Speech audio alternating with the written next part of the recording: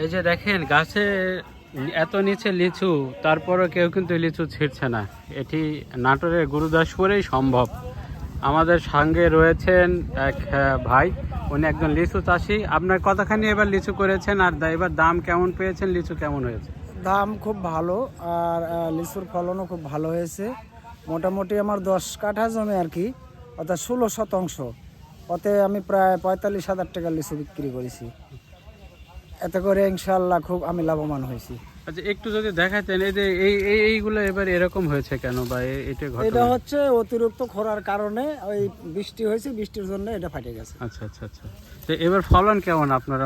আমার খুব ভালো ফলন, এবং দামের দিক দিয়ে ইনশাল্লাহ 3,000-3200 টাকা পর্যন্ত আমরা 1,000 লিচু এরকম দাম পাইছি। গতবারের চেয়ে বেশি দাম পাইছেন? গতবারের চেয়ে ইনশাল্লাহ বেশি পাইছি। মানে গতবারের চেয়ে কেমন দাম বেশি পাইছেন? গতবারের চেয়ে প্রায় 400-500 টাকা বেশি পাইছি হাজারে। সামনে থেকে আরো লিচু চাষ হবে যদি এরকম দাম? ইনশাল্লাহ আরো হবে ইনশাল্লাহ। হ্যাঁ, যে শুনছিলেন উনি কিন্তু বলছিল এবার কিন্তু অনেক টাকা লিচু বিক্রি করেছে এবং অনেক দাম, এবং লিচুও কিন্তু ভালো হয়েছে। সকলকে এই ভিডিওটি দেখার জন্য ধন্যবাদ, এবং কমেন্টে অবশ্যই জানাবেন আরও ভিডিও দেখতে চাইলে।